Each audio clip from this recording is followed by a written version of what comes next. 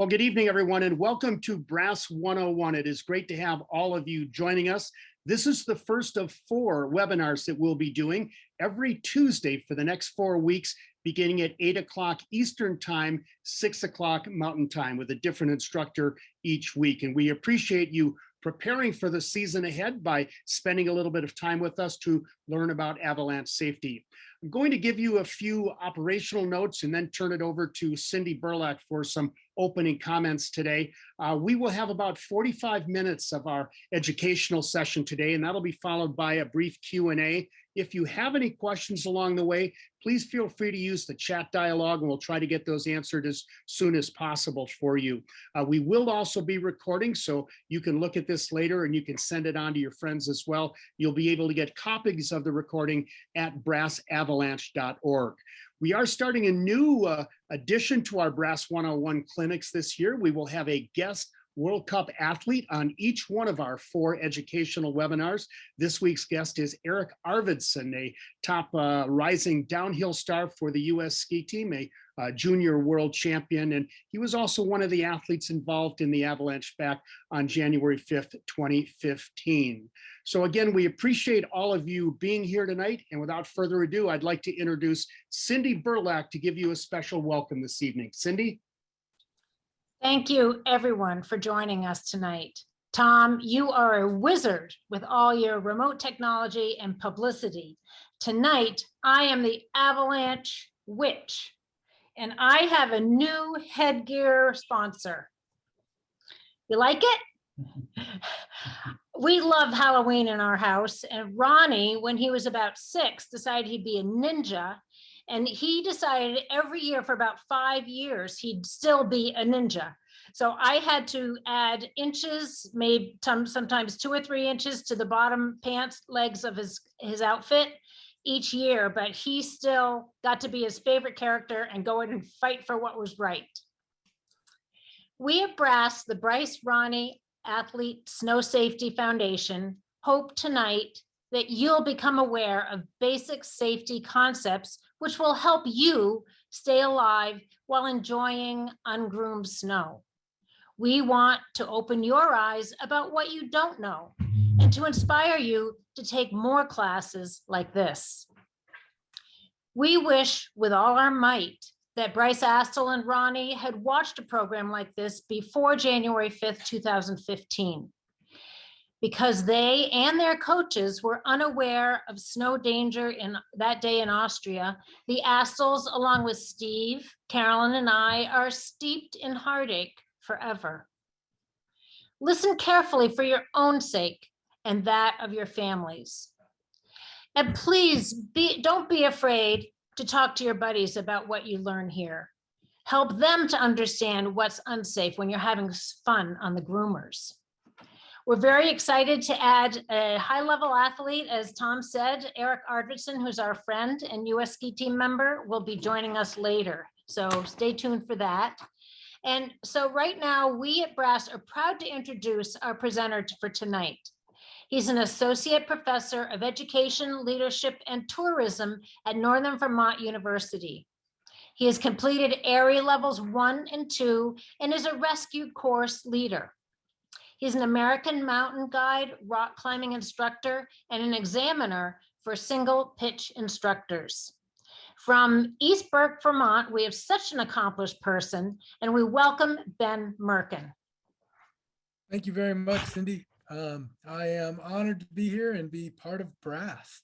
I got interested in avalanches about just over 20 years ago in 2000 when I moved from the Northeast to Colorado. And before the ski season even started, I had met someone who told me he was going to be my mentor and teach me all about backcountry skiing in Colorado. And very sadly, that gentleman was killed in an avalanche right at the start of the season. And I instantly realized I was not in Vermont anymore and that I needed more knowledge. Brass, the Bryce Ronnie Athlete Snow Safety, focuses on avalanche awareness and is pretty geared towards ski racers. It's a program about enjoying the mountains and, most importantly, coming home safely at the end of the day. Tonight, we're going to try to give you a basic understanding for avalanches. The reason I'm here and the reason Brass exists is because of a tragedy. The two young men you see here died in an avalanche accident that was predictable and preventable if they or their coaches had the right training and sent the right messages on that day. Tonight, I'll attempt to share with you some basic information about avalanches in hopes that it will help you avoid them or inspire you to learn more about them, or both. At the end of my presentation, we'll watch a video. We'll have time for questions. We'll talk with our athlete, with Eric, and then we'll watch a video called Off-Piste that shows you the specifics of the tragedy that took Ronnie and Bryce from us all. Shifting gears, we couldn't do this alone. Many thanks to these great people and organizations for helping bring this life-saving presentation your way. So thank you all very much to our sponsors. And now more shift onto you. You all are ski racers. You rip on skis, and those two planks are a huge part of your life and who you are. You can ski better than 99.something% of the skiers in the world. You are inherently drawn to steep slopes, and you likely always will be. But steep slopes are avalanche terrain, and you're here to learn more about how to avoid avalanches. This is by no means a comprehensive training, but more of a warning to make you aware of some avalanche basics. So throughout this presentation, I'm going to try to use this poll feature to ask you a question. So right now, I have attempted to ask you, how do avalanches form? And I'm hoping that you're seeing this poll.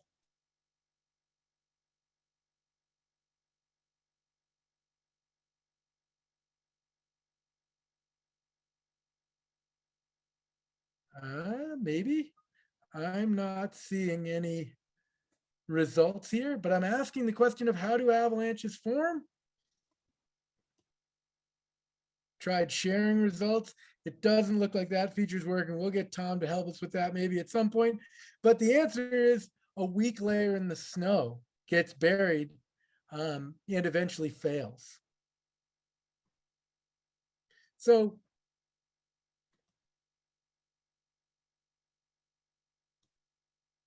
as all avalanches are not created equals, all storms are different too.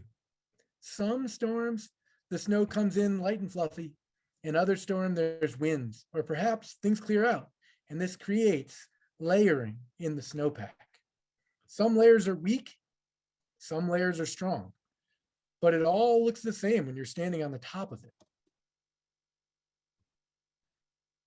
So why do we care? Well, we might forget about these layers and then the storm comes and covers them and we're all psyched to get out. And just the weight of one person can collapse that weak layer.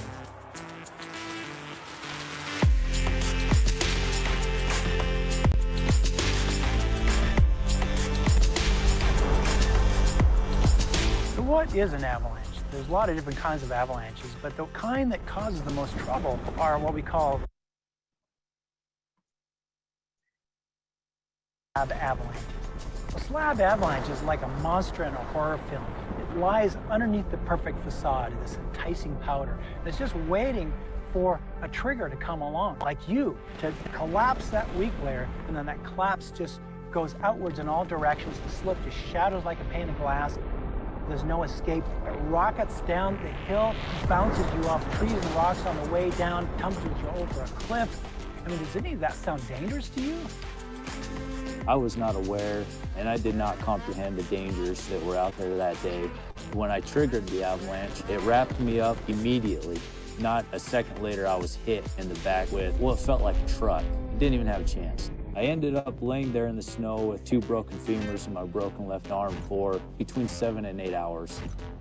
I've had a total of 4 surgeries, still in therapy 3 days a week, trying to learn how to walk again and get use of my body again. Avalanches are very violent events. 1 out of 4 people are killed by the trauma of hitting trees and rocks on the way down. And after they tumble you to the bottom, then the avalanche debris instantly sets up like concrete. You can't just pop up out of this. Somebody else has to get you out of the snow. Really fun day. It was beautiful powder snow, blue skies, sunshine, just pow shots, nothing extreme. We were trying to get gnarly or anything.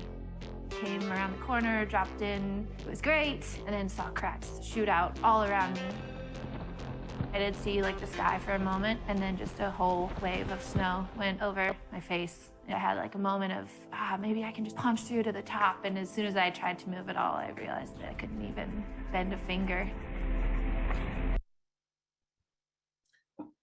So it takes a little investigation to see what's going on. Here we see in a snow pit, a strong, thick slab on top of that weak layer. You see that weak, sugary snow that his hand's in. This isn't how you want to build a safe house. You don't want a foundation that's weak. The snowpack's no different. We might forget about these layers when the storm comes and covers them over, and we're all psyched to get out, and bam. So you can see and feel these layers, these weak layers, these sugary snow, which we call depth or facets. You don't have to be a snow scientist to know that this is not a good thing, that this weak layer down low is a problem. Just sticking your hand down in the snow can show you some basic information. This slide is a spring slide from Tux a few years ago, and it was an enormous avalanche. Fortunately, no one was injured in that slide. However, we regularly have avalanche fatalities in the East. We're about to transition to talking about avalanche terrain. And I want to share with you, many of you are here in the East, that we have a lot of avalanche terrain here, a lot more than people believe. We have some around Mount Mansfield and have had an avalanche fatality up there. And lots of avalanche terrain around the White Mountains, well beyond Tux. It is wonderful terrain to be able to ski in, but it deserves your respect and it requires your knowledge. So terrain is key to understanding avalanches. The subtle differences in slope angle, these are all numbers of slope angle, can be the difference between life and death. Terrain is really key. So steepness is our most important terrain factor, with most avalanches occurring between 35 and 50 degrees. The problem that you're going to wrestle with for the rest of your life as skiers is that is where we really have a lot of fun skiing. Slopes less than 30 are not steep enough to slide. Slopes steeper than 50 usually slough often enough to not build up into slabs. Your Black Diamond ski slope at a ski area is in the 30 to 35 degree range, with some Western resorts having steeper terrain. But those are the slope angles that get your heart pumping, that you get excited to ski. So I'm going to try a poll again here. I don't know how that went last time, but the question is, on this, where do you travel safely? I'm attempting, it might have worked this time. Can you all respond to that? Where would you travel safely? Oh, near the trees on the ridge, upper middle slopes, or the right side, middle of the trees? There we go. I'm seeing some response in. Great to see people responding.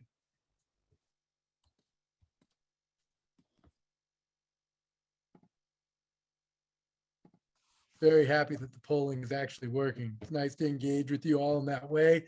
I can't see your faces, which is tough for me. I'm going to end the poll so we can keep going with this and show you the results. And, the majority of people did think that near the trees on the ridge of the upper left is the way to go. And I agree. And I'm going to show you a little bit more about that as we, so that center is the most likely avalanche starting zone. It's close to 40 degree slope. And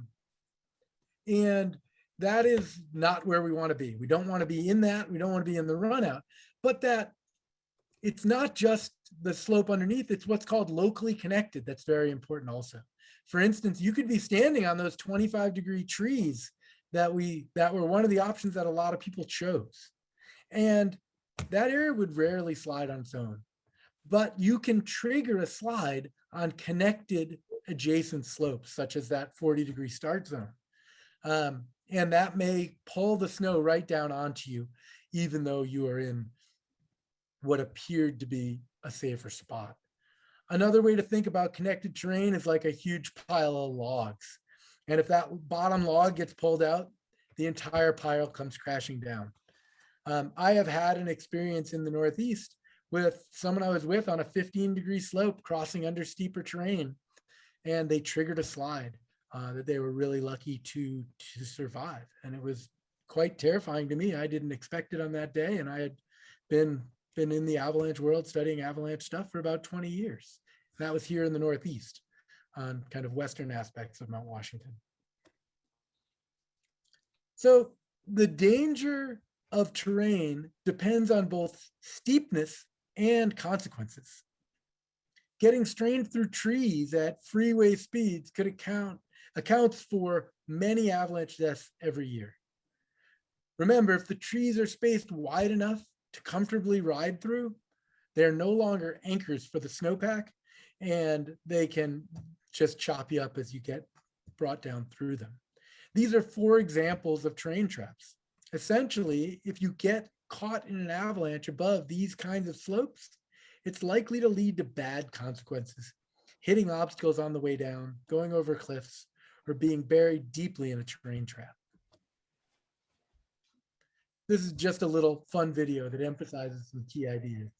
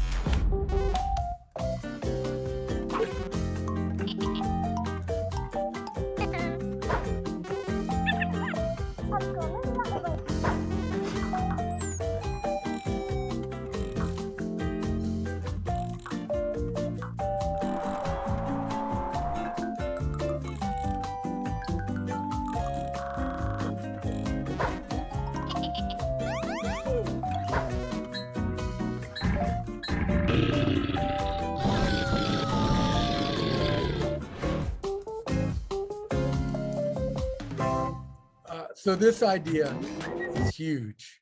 There are key differences in the resort versus the backcountry, as well as in the US versus in Europe, that we're going to talk more about in this next section.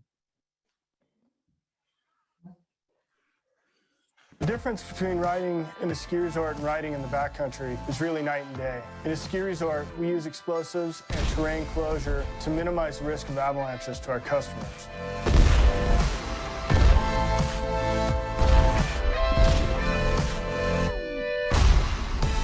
But outside the ski area, once you step just 2 feet over that rope line, you're in a totally different environment. Anybody that's going into the backcountry or thinking about going off-piste at a resort really needs to understand that it's a totally uncontrolled environment. There isn't any ski patrol, they're not bombing or doing any avalanche control. It can be really dangerous. So essentially you need to be, your own avalanche expert. So in 9 out of 10 avalanche fatalities, they're triggered by the victim or somebody in the victim's party, which is actually good because it's not like getting struck by lightning. We have a choice. That means if we learn something about avalanches, we can avoid getting caught in avalanches.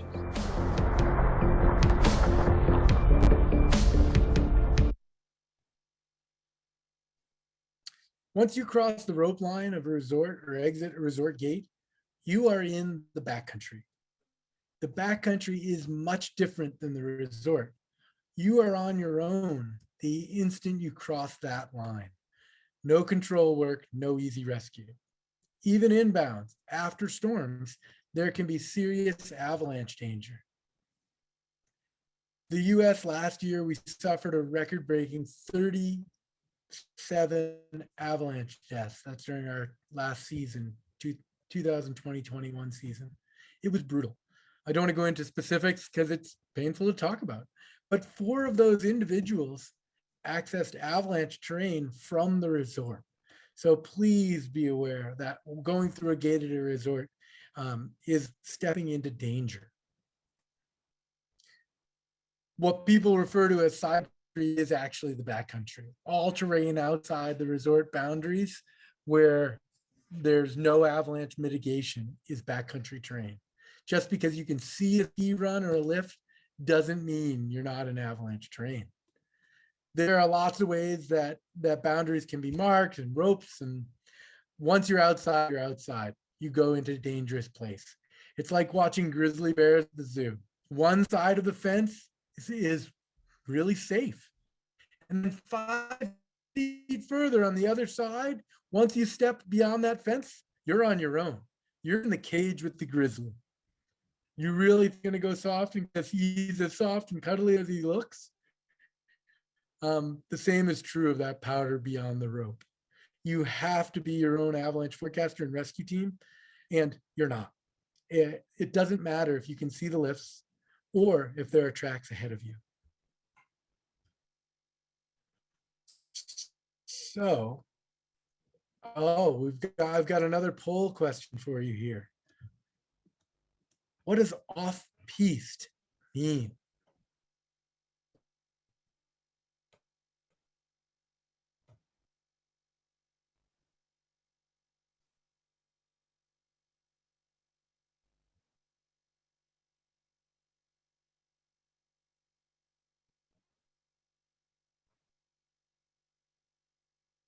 Awesome. You guys are definitely catching on to this poll thing.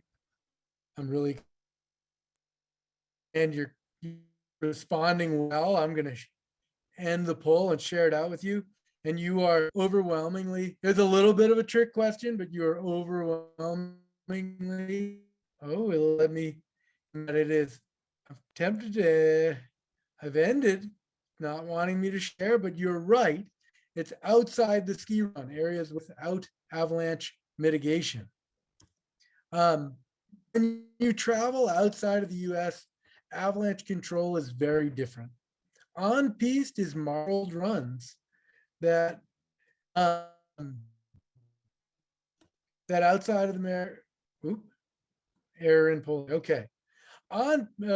This is equivalent to an inbounds run in North America. Off piste simply means outside the ski run. And that's how you literally should take it. This area is ungroomed, unmarked, and has no avalanche mitigation. Once you're outside that ski run, when you leave the ski run, you are off piste.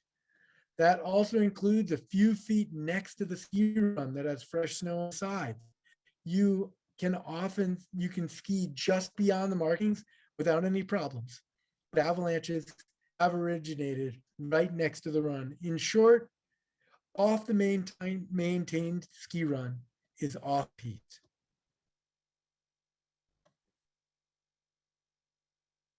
This video is meant to demonstrate the ability of an avalanche to propagate or shoot across a large, nicely done, much further than you might typically expect. And this happens a lot, that propagation. Really impressive slide here.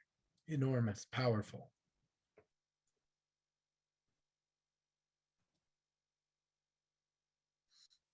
Know Before You Go is a program that simplifies education to 5 easy steps, which we're going to go through now in a bit more detail. The first is get the gear. These are the basics here, the essentials for traveling in avalanche terrain. Basic avalanche rescue gear includes avalanche transceiver or beacon, probe, and shovel. Beacon leads to probe, probe leads to shovel, shovel leads to your partner. You need to practice a lot to have any chance of successfully pulling off a rescue.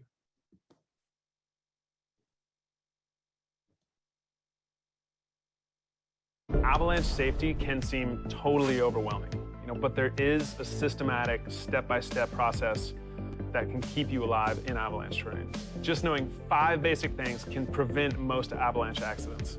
Get the gear, get the training, get the forecast, get the picture, and get out of harm's way. Everyone who goes into backcountry avalanche terrain needs basic avalanche rescue gear. You need an avalanche transceiver, a shovel, and a probe. And you need to practice a lot to know how to use all of this gear, because your friend only has about 15 minutes to live buried beneath the snow. A lot of people also use an inflatable avalanche airbag backpack that will help them rise to the top of avalanche debris. How well does this avalanche rescue gear actually work? Well, for 1 out of 4 people killed in an avalanche, they're gonna die from trauma. They're gonna hit trees or rocks on the way down the slope. So avalanche rescue gear isn't gonna do anything for them.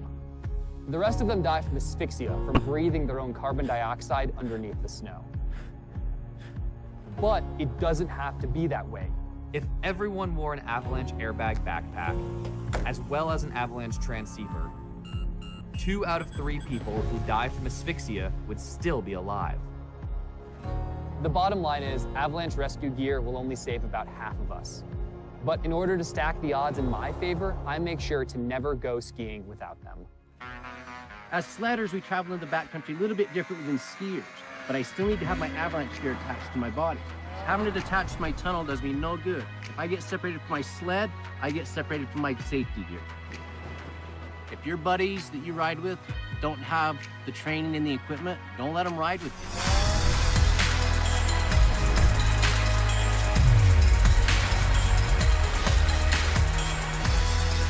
Yeah, getting the gear is super important, like having a safe vehicle. But you still try really hard to avoid getting in crashes, right? Same idea. All the equipment's helpful if combined with practice and the mindset of minimizing risk. One of the scary things about avalanche gear is that it's shown to be associated with riskier behavior. Just like you may drive slower if you know you don't have a seatbelt, you may make riskier decisions if you're wearing an avalanche airbag. This fun little video takes a minute to tell you about what you need for a day out.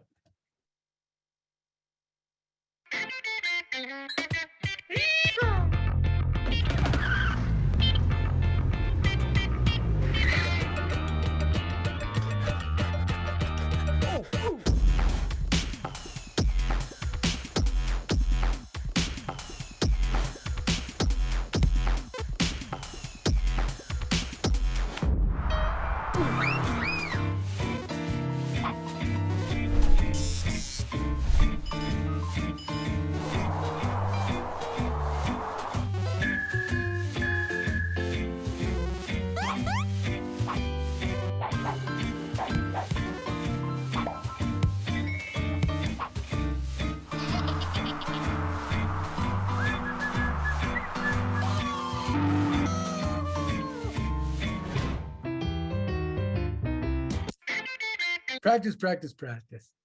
Lots of ski areas have transceiver parks. Most pros try to practice their transceiver searches once a week. Patrols generally have transceivers buried on the hill for their own practice, and they don't mind you using their setups. A real rescue is scary, stressful, confusing, and can happen in harsh conditions. The only way to head in those conditions is to practice. Before you, so you want to get the training. You want to ski with a crew of knowledgeable people who have each other's back and practice making good decisions. You want to all have the training. So now that you've got the gear, you've got to get the training.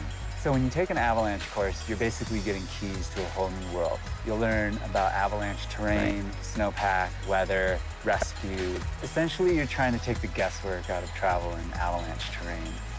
As a first timer just coming in, it's really important to take the right classes and gain all the knowledge before going out in the backcountry. Getting the training isn't just taking an avalanche class. It's a great start, but really it's about practicing what you've learned. Make it a ritual. Make it fun. Throw down some lunch money and do some time drills. When it comes down to it, it's about having your friends back and knowing that they have yours. It's not just the skiers that need to get the training, because sleds are taking us further into the backcountry, so we really need to bring our avalanche skills up to the level of our rider skills.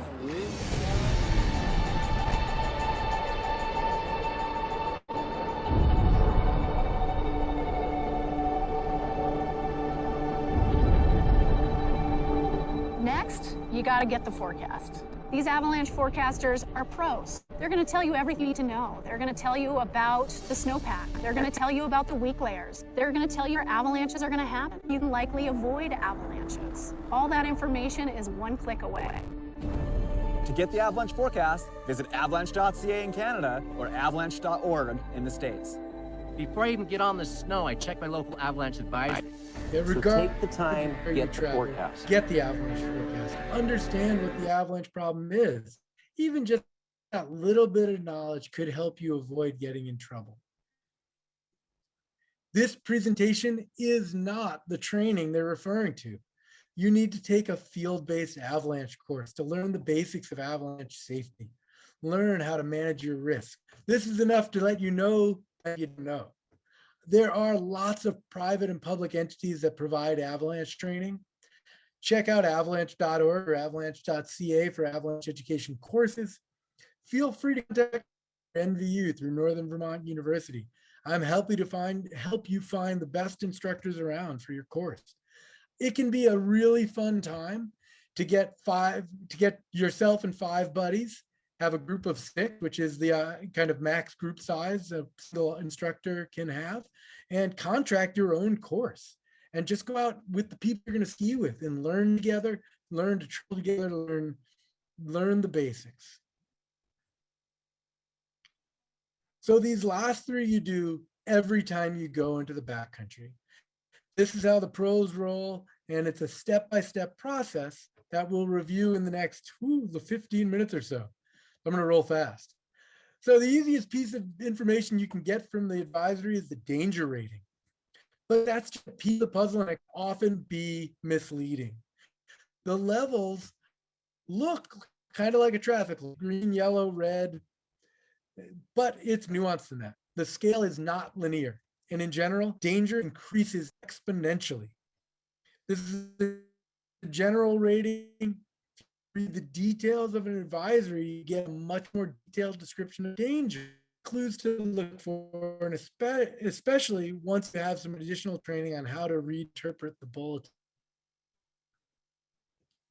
This is an oversimplification of what things mean. Moderate is where a great many accidents occur. It's really tricky. Different avalanche problems have different consequences, which in a full-blown course, you'll spend a lot of time learning about. Some things are low probability and high consequence, and those are things you really want to avoid. Forecasts can tell you a lot. They give you a ton of information about how to stay safe. They take practice to be able to read and read well. I'm not going to go into depth on this here, other than to tell you really take your time with it, and more importantly, take a course. They do have different looks. This is a similar forecast presented in a slightly different manner in terms of graphics, same information. It's all about understanding what's happening in the snow.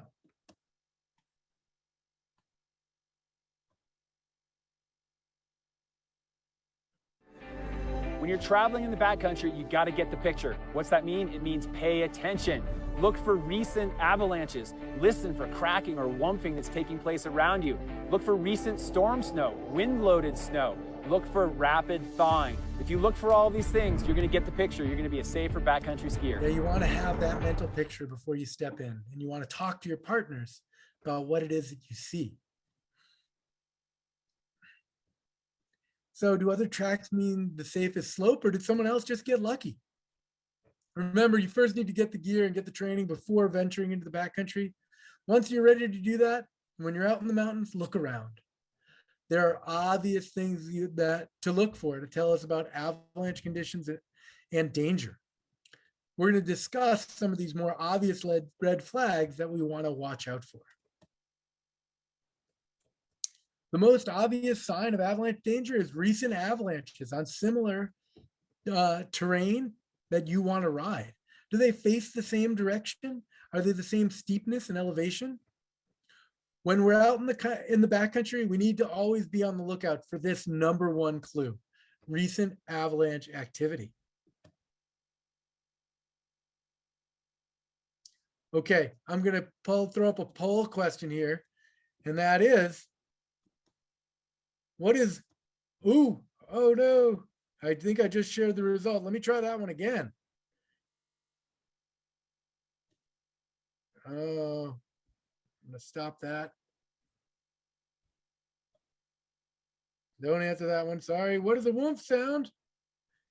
I don't know if you all can see that. It's being a little funny here. Relaunch, here we go. What is a woof sound? Now you're seeing it.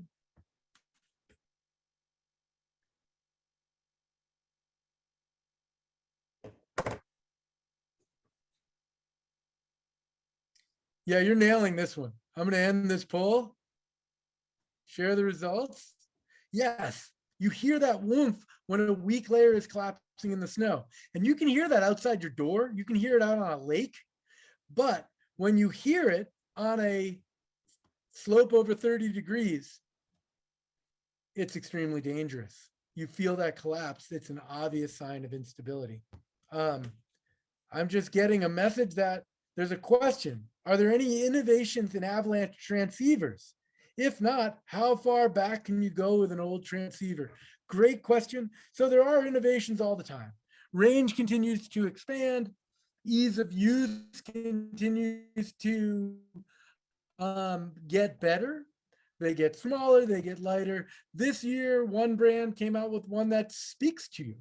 I upgraded my Beacon last year to a BCA Tracker 4, and I also bought the Mammoth Berry Avalanche S last year and was just amazed how much faster they were. The processing speed speeds up, whereas an older Beacon, you really have to move extremely slowly.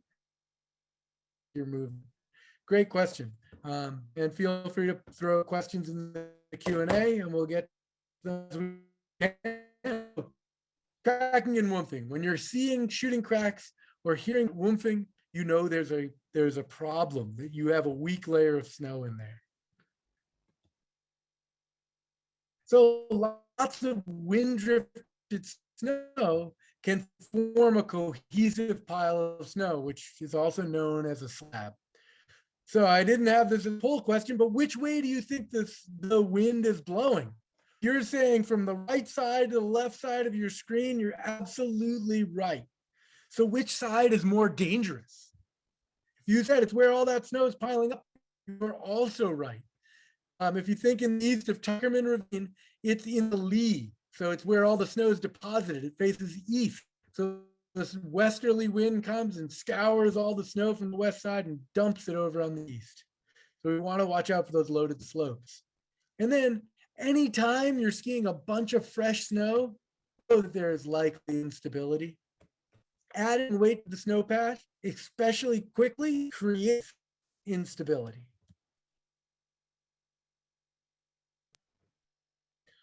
Was there rapid warming?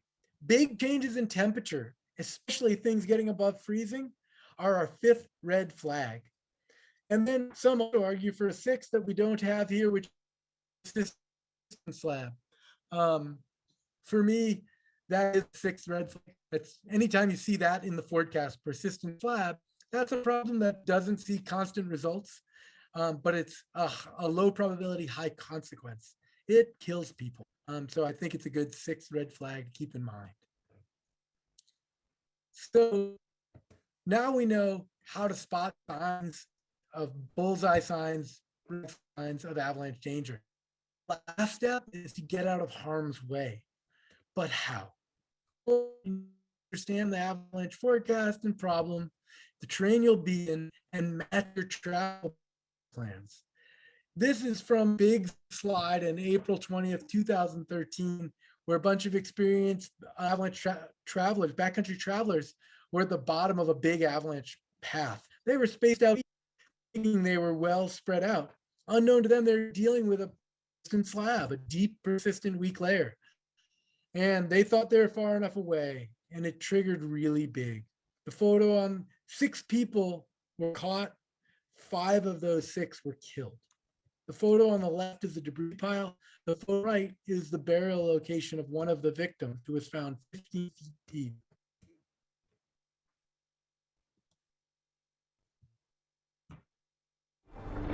You get out of harm's way in the backcountry by first avoiding suspect slopes and terrain to begin with. We don't want to regroup in avalanche paths, and we don't want to stop or regroup in runout zones. Some of my best advice I can give you is when hill climbing and there's a bunch of us, don't go park right at the bottom in the avalanche. Park on the outside. Ski a slope one person at a time. Once you're at the bottom, get out of the way of the avalanche path. Absolutely. Incredibly important, getting out, the idea of getting out of harm's way and not hanging out where you get hit by an avalanche. If both you and your partner are buried in an avalanche, who's going to dig you out? Get out of harm's way. Only one person on a slope at a time. Technology is amazing. We were talking about beacons. I ski 100% of the time with radios. It makes communication really easy. We want to watch each other and listen to each other, eyes and ears on, as we ski one at a time through avalanche terrain. And you also need to be sure you're stopping out of the run out zone, which leads us to our next poll here. What's wrong with the photo on the left? They're a really small skier, especially if you're looking on your phone.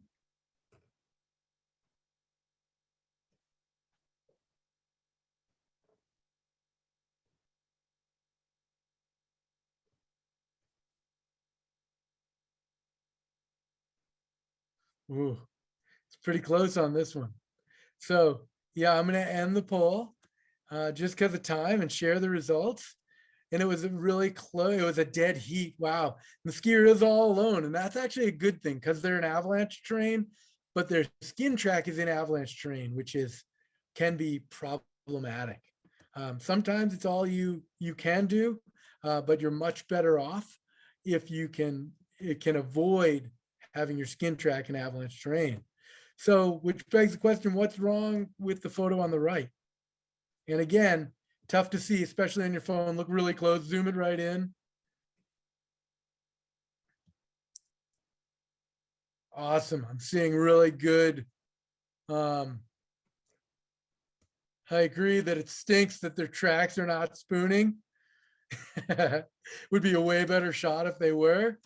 But yeah, the group is waiting in the slide path, which is not a good thing.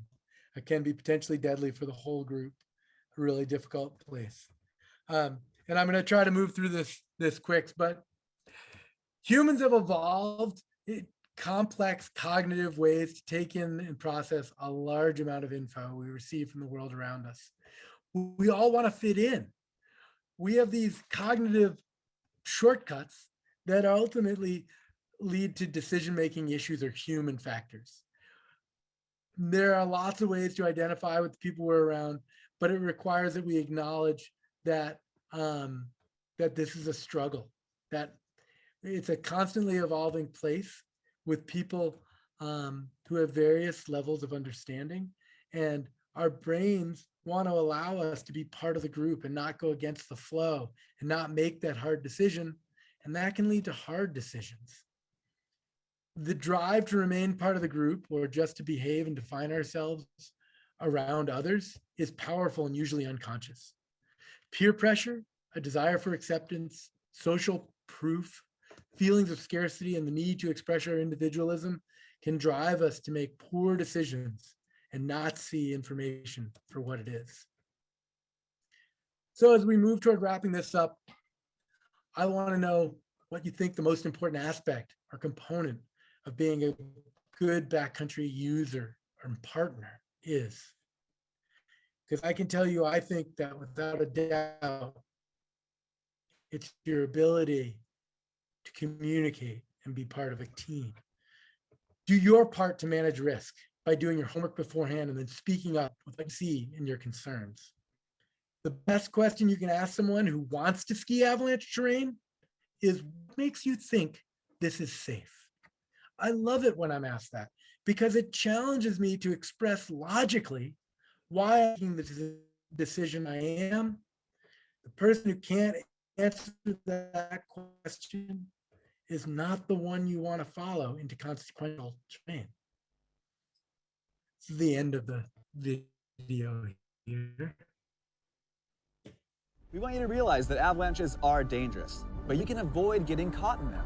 First, get the gear, but then you've got to get the training before ever going into the backcountry. Next, always check your local avalanche forecast so you can anticipate the given avalanche conditions for the day. You can get the picture by looking for the obvious signs of instability, and you'll be getting out of harm's way by managing your exposure to potentially hazardous slopes. A lot of times when people watch us in the films, all they see is the action of us shredding these big lines. But what you don't see is the behind the scene, all the prep that goes into making sure that the slopes are safe, checking out the snowpack, waiting for snow to settle, doing all the homework it takes to safely rip the big lines. All this information is great and incredibly practical. But at the end of the day, if you feel uneasy about something, it's about having the courage to say no and walk away. The mountain isn't going anywhere. It doesn't matter if you've made thousands of good calls. All it takes is one bad call, and that's one too many. Some days the mountains are screaming, get out of here, and some days the mountains are going, come on in, it's time to party.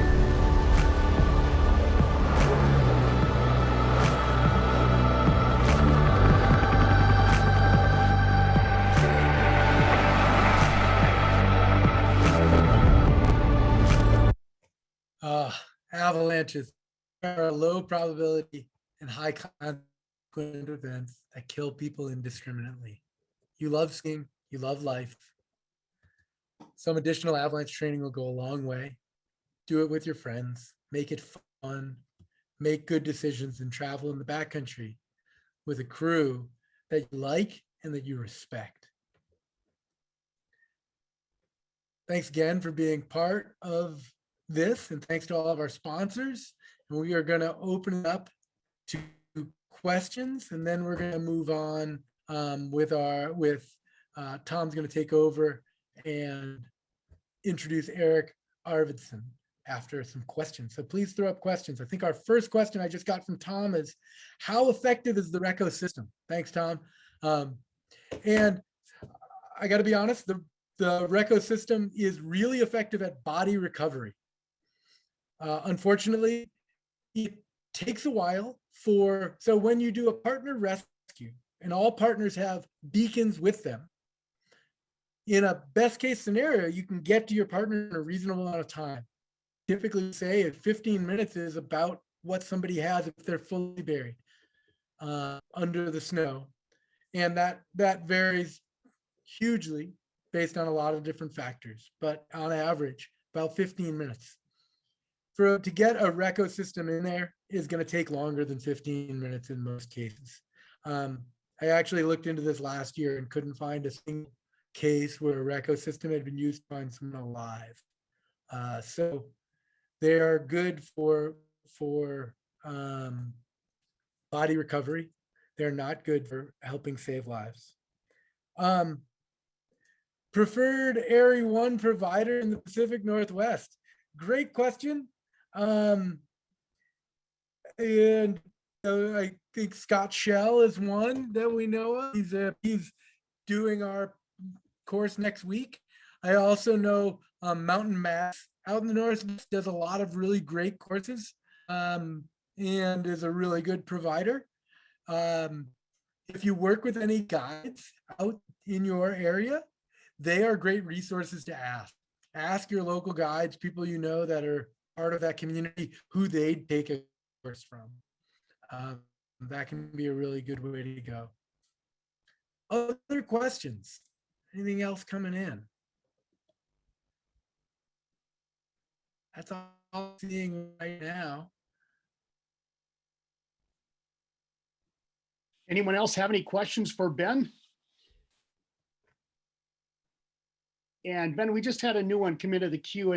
Do you have a statistic on how many buried people who have beacons and are buried actually get rescued versus not rescued? That might be a tough one, but any thoughts on that? I would be making it up if I threw out a statistic. But I can tell you your chances of being recovered and alive with a beacon and with a group that practices with their beacons is exponentially higher than certainly than without. You're hopeless. There's no chance that you will survive. And I can tell you, I had a friend who was fully buried quite a few years back now. And she said to me that her whole thought the whole time was she was under the snow was that she knew the people she was with had practiced, that she had practiced with them, and that kept her with faith and kept her positive and helped her live through that experience. And I think that's so important, and making it fun. I do nights with friends, and I'll be honest, we joke, we call it beer and beacon night, and we do a fun night out where we practice in our yards and we have a potluck dinner, and it's not a tedious thing. It's fun. And we do it to start every season. And we just talked about this the other night. We're out on a mountain bike ride and we said, hey, we got to get together and do another beacon night. It's really important because, you know, I get the opportunity, I teach avalanche courses, so I have the opportunity to practice often, but not everybody does. And it is essential. They are perishable skills. You want to know that you're good at them. You want to practice frequently. Great question. And just to follow up on that, we have another question from Gonzalo. Beacon versus airbag on small groups of 2 to 3 persons. And I've got another one after that, Ben. Yeah, so it's not a versus. They're complementary. You should never be traveling without a beacon, period. Because that's what makes you searchable and allows you to search for others. And the airbag, there's a lot of different opinions about this. They work. They get you to the top of the snow surface.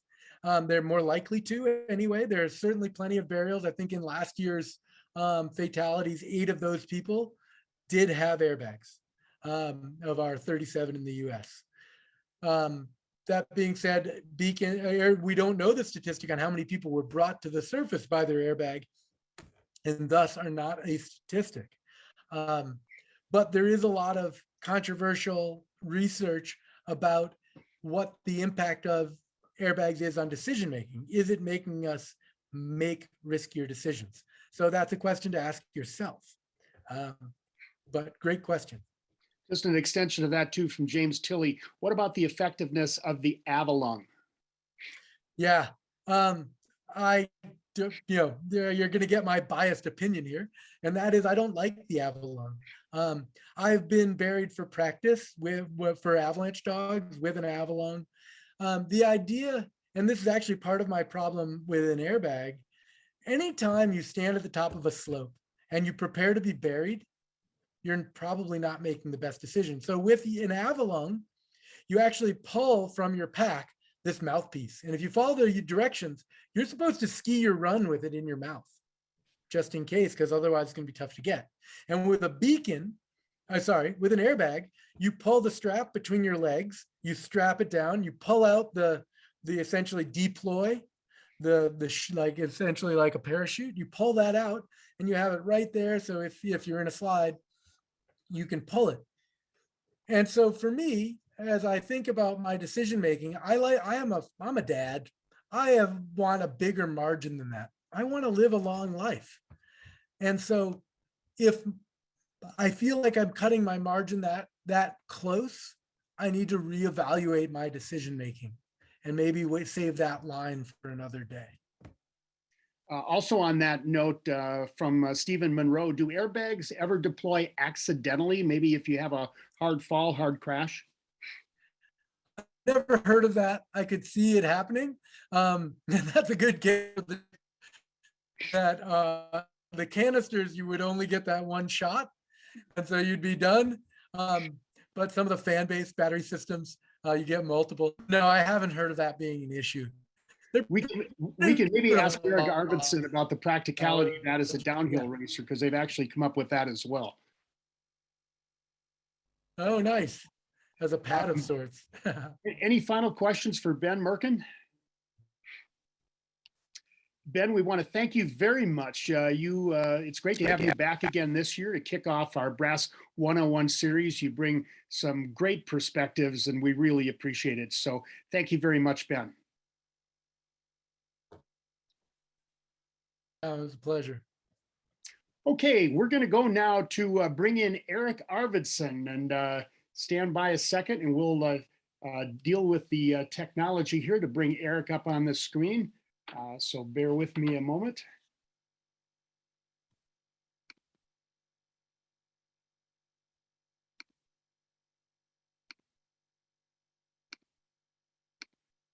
Okay, there we go. Eric, thank you so much for joining us. Just as a matter of introduction, and we're going to have a chance to talk with Eric about his experience and his experience as a downhill racer too. Eric was one of the athletes that was in the accident on January 5th, 2015, and he will talk about that a little bit. Also a phenomenal ski racer in 2016, a year after the accident. He won the World Junior Championship downhill on the Olympic downhill at Sochi. Then he decided to go to school for a few years at Middlebury, came back last year onto the World Cup and wrapped up his season finishing 8th in a World Cup downhill in Saalbach, Austria. He is back on the circuit. He's in Park City, Utah tonight on his way to Copper Mountain. And Eric, thank you so much for joining us tonight for this kickoff Brass 101. Thanks for having me, Tom. I'm happy to be here. Let's start out first and talk about your career as a racer. That great Junior Worlds performance, and then you decided to go to college at Middlebury for a few years. Just catch us up on how things have been going for you the last year and what your outlook is on this coming Olympic season. Yeah, I'll try to keep it brief, but I made the decision to go to college, which I felt was the best decision for my career and my life after a few years on the ski team after high school. And then was able, fortunately, to come back to the national team more or less with pretty open arms and get training opportunities last year. And I managed to have some good results and show some speed and training off the bat. And they opened a lot of doors for me to rejoin my former teammates and kind of climb the ranks quickly. So I'm looking forward to continuing, hopefully, to do that. And obviously making the Olympics this year is a big goal, but there's a lot of stuff I want to do before then. And I'm looking forward to getting the World Cup season going here in a few weeks. Let's talk about that day in Saalbach, Austria last March when you came down and finished 8th from kind of back a little bit of a ways. What clicked for you that day that put you in that top 10 position?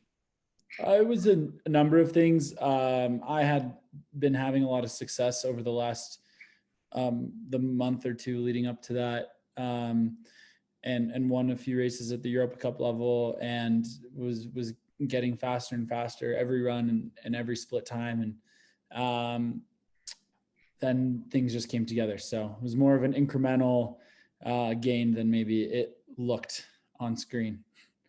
Well, it certainly gives you a little bit of momentum, I'm sure. Just one more thing on downhill racing before we get into the backcountry. You're heading over to Copper for final training. And what are your thoughts as you look ahead to this season? You've got some tough competitors on that downhill team, but how optimistic are you that you're going to have a spot for the Beijing Olympics? Yeah, I mean, I think try to keep it focused on doing what I need to do every race. And also, I'm not too worried about my teammates. I think I gain a lot more from them in terms of experience and knowledge than I'm concerned about battling them out for an Olympic spot. So if we all do our best throughout the season and help each other out, then we'll all get a chance to race at some point. So. It really is an amazing team. I want to go back now to January 5th, 2015. You guys had arrived over in Solden. You had a lot of snow. Just tell us a little bit about that morning. And in particular, what I'd like to hear, Eric, is the decision-making that went through your mind, and not to be critical or anything, but just the takeaways that you had from, first of all, that decision-making phase when you guys decided, let's go down that piste. Yeah, well, I mean, I think that a lot of the decision making we made in hindsight obviously was very problematic, but so much of it would have been prevented if all of us had ever or had been on a call together, this type of a webinar together at some point in our careers, because we didn't do any of the things that you guys are learning on this call that are important to check out when you're venturing into the backcountry or venturing off piste in Europe. We didn't check the forecast, which was atrocious that day. We found out later. We did not have any gear on us. We were not aware of the differences in North American and European ski patrol practice. So, we got up and we went to the mountain and we rode up the lifts and we saw powder and we skied it, which is what we had done our entire lives, skiing in bounds in North America. And obviously, in hindsight, that was a very, very deadly and very unfortunate decision. But it's exciting to be on this call and see continuing to be a part of ski racing in America. I've seen a lot of actionable change, whether it's from clubs or from the national team, moving forward in my career, which is largely due to Brass's continued effort to make sure that our experience didn't just, go by the wayside. So. I want to expound upon that a little bit because I too have noticed that with the clubs the last few years, and it's certainly subjective in saying this, but it seems like the culture is changing. It's much different than it was 5 years ago. In your work and just being around other skiers and other clubs, are you really seeing that culture changing at clubs? Is there a greater awareness on the part of competitive athletes now that you need to have that knowledge and you need to be careful? Yeah, it's hard for me to answer directly on clubs just because I haven't been around a lot of club teams lately. That being said, I was at a Europa Cup race in France this year, and the mountains were the skiers were closed to the public. And the day before the race, there was a lift and a T-bar open, and it was generally pretty low angle skiing. And there was a group of Austrian kids who were skiing with a guide, and the American coaches hadn't organized any sort of that thing. And the American coaches stood at the top of the lift and were steadfast in making sure that all the American athletes just skied down the groomer.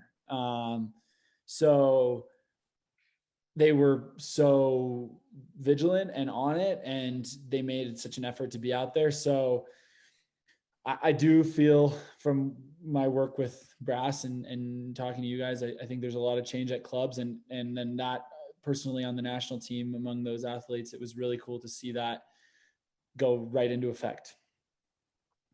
Well, it certainly is good to hear that it is making a difference. Any final thoughts that you want to share on this before we move on to show off piste, Eric? I think I would just say, which I think I've said many times before, and I think off piste is the video that I'm in, right? Yeah, that's right. Yeah. As you'll hear me say, I think, and it helps to reiterate it now, none of you want to go through what me and my teammates went through. It was really, really hard. It was really not fun. And we miss Bryce and Ronnie every single day. And Cindy, Steve, and the assholes miss Bryce and Ronnie every day. And I think, learn and I know everyone's on Zoom and it's hard to pay attention, but please, for their sake, pay attention for the next 10 minutes, 15 minutes, and see what you can learn and let it sink in. And every time you're going into the backcountry, get training. If you want to go in the backcountry, get the proper training, get the proper equipment. And if this is not something you want to deal with, then stay away. There are plenty of other things to do on skis that are a lot safer and Like Ben said, if you're standing at the top of a run, I forget the words, and you're planning on being in an avalanche or preparing to be in an avalanche, that's not a recipe for success. So yeah, just hopefully all of you take everything you've learned on this call or on this webinar and in other places in your lives and take it to heart. So great. Eric Arvidsson, thank you so much for joining us and sharing your thoughts. We'll be watching you up to Beijing, and good luck to you this coming season. Thanks, Tom. That was Eric Arvidsson joining us for the kickoff Brass 101. We are now going to show Off-Piste, which was a film that was produced by Brass in concert with the Utah Avalanche Center back in 2018. It is a poignant look at a recreation of the Avalanche on January 5th, 2015. Just a couple of other thoughts before we go into the film. We will have webinars the next 3 Tuesdays, same time, same place. Just go to brassavalanche.org and tell your friends and get them to sign up. We had a great crowd here today, and we hope to see more over the next few weeks. We have a different instructor each week representing different parts of the country, so you do get a little bit of a different sense. Ben Mirkin from the East. Next week, we have Scott Schell from the Pacific Northwest, and then Lindsay Mann and Ben Pritchett coming up in the weeks following from the Rocky Mountains and the Intermountain West. We'd also like to ask all of you if you feel there's value in this free webinar that we've been presenting tonight, and you can help to support Brass in some way. Simply go to brassavalanche.org and make a small donation. Everything helps to allow us to continue this education and to provide it for free. And with that, it's my pleasure to introduce Off-Piste, story of the tragedy in 2015 to provide some education and some learning for all of us to keep us safer. Thanks for joining us tonight. Enjoy the movie and take something positive away from it.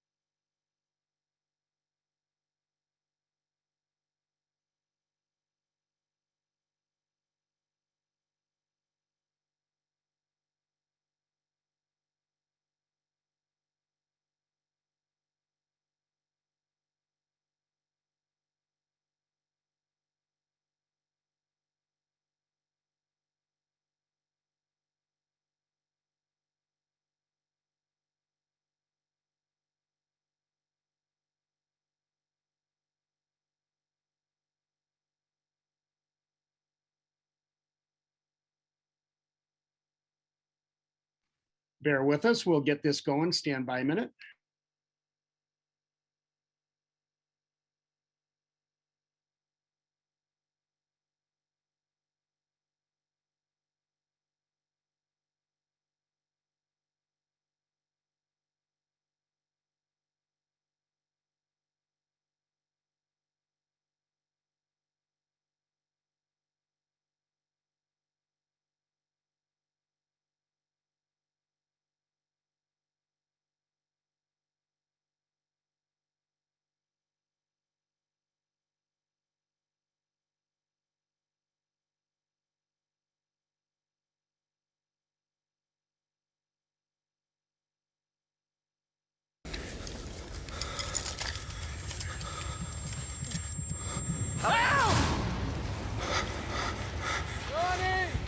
See him up there? Guys, what should we do?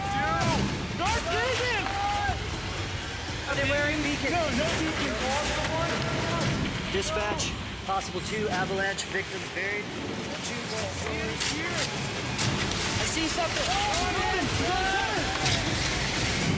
Is this one of your friends? Yeah, that's Bryce. No pulse. Starting CPR. 1, 2, 3, 4, 5, 16, 17, 18, 19, 20, 1, 2, 3, 4, 5, 6, 7, 8. 2, 3. Are you sure there were only 2? Yeah, there's two. Okay, we're gonna find him. Riley! Not breathing, no pulse. Starting CPR.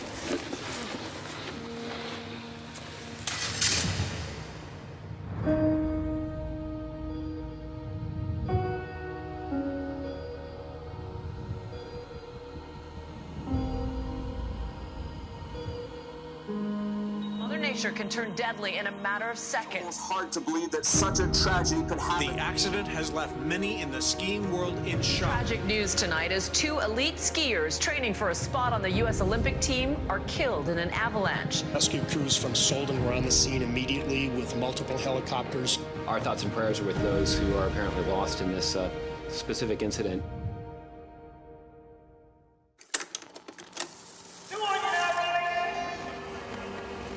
Go for it, Brycey! Who are you? I'm Bryce Astle. How does the gangster chains play into effect in your slalom skiing? Pretty aerodynamic.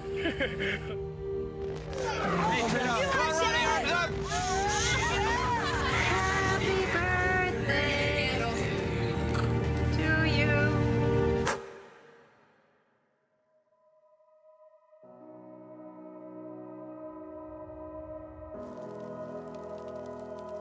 I was shattered, and I know everyone around me was too, and can't even possibly imagine what it was like for the families. Losing Bryce and Ronnie was a huge hit to the U.S. team. They're the next generation. These two guys were the best in their disciplines. Bryce in slalom, Ronnie in downhill and Super G. They were the next up-and-comers. They could be the guys competing in the Olympics.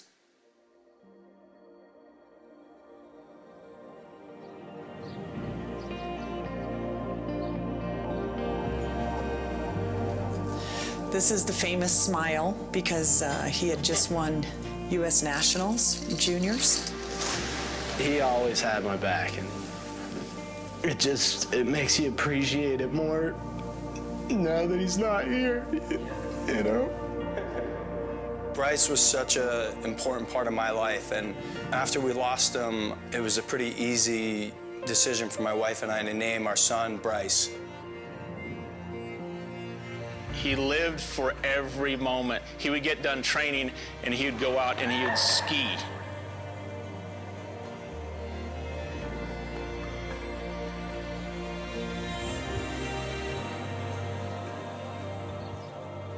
This is a card that we made up at the time we lost the boys, and it has Bryce, so amazing on skis, and Ronnie in his element going 70 miles an hour through the air. He was kind, and he was grounded. Ronnie, he was always just a jokester. He wasn't afraid of the World Cup vet. He would just always speak his mind to me, and I love that about him, you know? Watching him laughing just made me think, wow, I have the best brother ever. He was a good teammate, he was a good friend, a good son, and we had a lot of fun together. January 1st, 2015, I took Bryce to the airport. He was going to hook up with Ronnie Burlack and the rest of the U.S. ski team. They were going to Europe to train for Europa Cup. We got to Solden, and it had just snowed a lot. Obviously, there's no training because there's so much snow. So we sent everyone out to go ski around and have some fun. Just seeing snow that's untouched and being like, this is a dream come true. We're having an amazing time. We could see the bottom of the valley, we could see the road, so we started skiing. I just remember skiing across this face, and all of a sudden, I just heard cracking.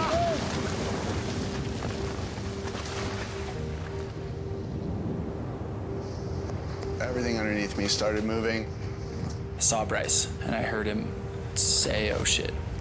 I never even saw Ronnie. We stood there, and we watched them go. Nothing made any sense.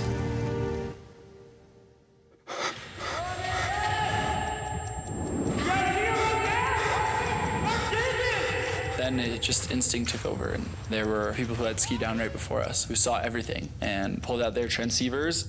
Are they wearing beacons? No beacons. No avalanche equipment. I need shovels, I need shovels. That was when I realized how stupid we were being. Okay, does anybody have a probe? We're at the bottom of Solden 1. We need helicopter, 2 more patrollers, hasty team, then AED. Probably took 15 minutes for helicopters to come in. I was like pretty aware that it had been too long. first thing that appeared was Bryce's boots sticking up out of the snow.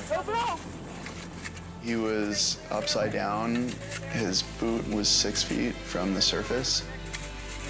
Came across Ronnie a few minutes later. Ronnie, we got him. Did you get him out of the hole? That was an image that I'll never forget.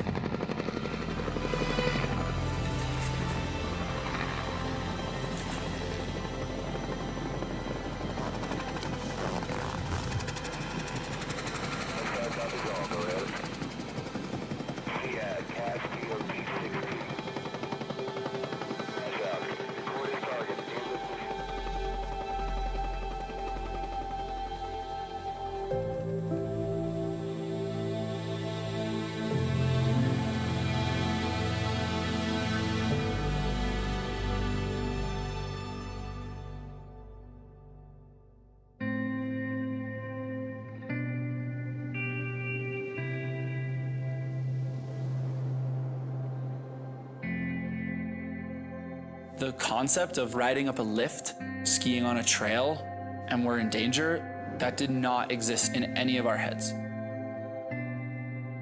The coaches and the boys did not receive any orientation or any training regarding the dangers of skiing in Europe versus skiing in North America.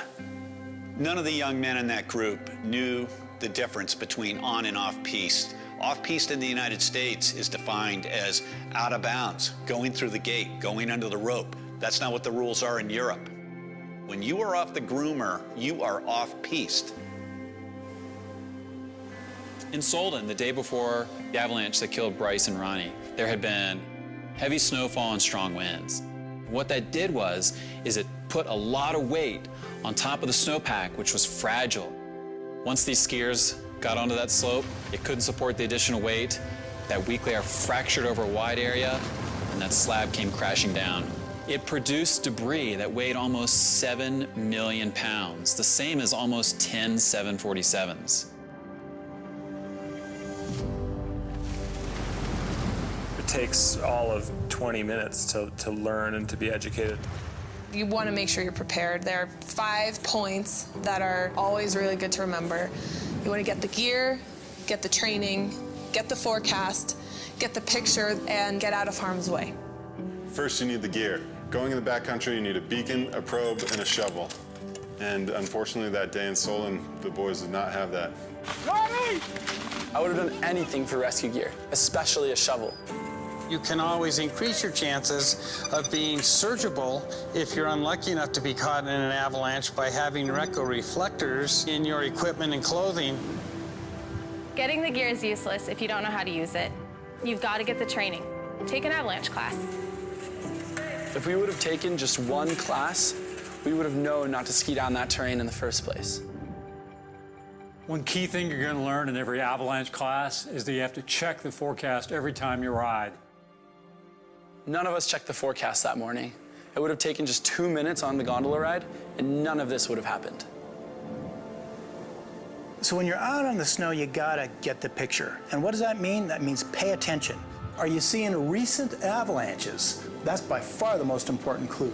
That's like Mother Nature screaming in your ear. If we had known it wasn't controlled, we 100% would not have been there. Finally, get out of harm's way. What that means is only one person is riding the slope at a time. We were breaking one of the simplest rules. In some ways, it's a miracle that all 6 of us didn't die. Once you get to the bottom, you need to get out of the way. That way, if somebody else in your group triggers an avalanche, you won't be caught.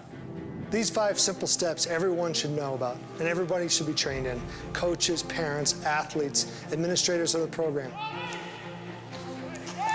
Everything that we did could have easily been prevented. I wish I could say that I couldn't have done anything to save their lives. That's just not true. Anytime you have a major accident like this, it causes a ton of introspective thought. We realized that we really needed to look at it from the top down, bottom up. How can we make sure everybody's more educated to avert and reduce the chance of anything like this ever happening again? That's why we at Brass are creating avalanche education specifically for coaches and athletes. We're also creating snow safety policies to be followed by ski racing groups. Ski racing is definitely a dangerous sport. But what we're going down is a really highly regulated area. You have all the fencing, you have the snow prep, you have all these things that are out there to keep you safe. You get out there in the backcountry, there's none of those luxuries. For the people who assume that just because they know how to ski terrain or they know how to rip down a mountain because they ski downhill, it's a very different beast. Don't let this happen to you and your family. Get educated, get out there, so we can keep skiing for Bryce and Ronnie, so their legacies live on.